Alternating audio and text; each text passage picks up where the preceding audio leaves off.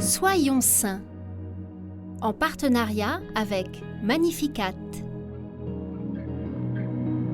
Nous souhaitons une belle fête aux Augustins et aux Augustines. Maria Antonia, béatifiée en 2021, est née en 1875, quelques jours avant la mort de son père.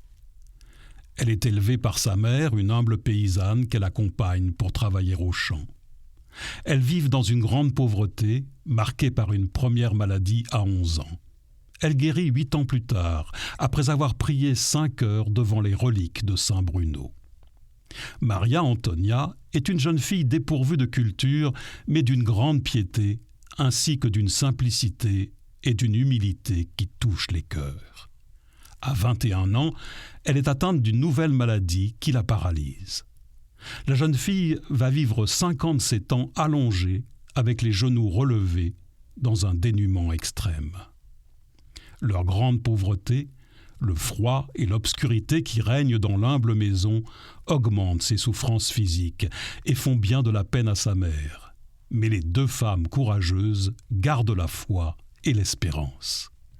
Maria Antonia accepte entièrement ses souffrances et les offre à Dieu pour le salut du monde.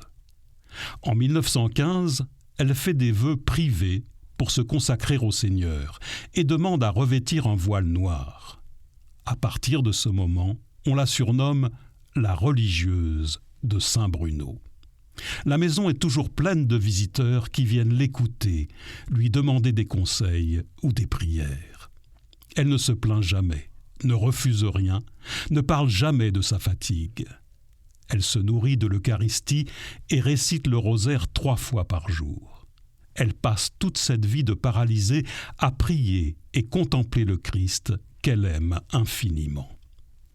Sa mère décède en 1920. Pendant 33 ans, une femme âgée du coin s'installe chez elle pour l'aider. Tous les habitants, le curé et les sœurs du village se relaient pour lui apporter de la nourriture qu'elle préfère partager avec les plus pauvres.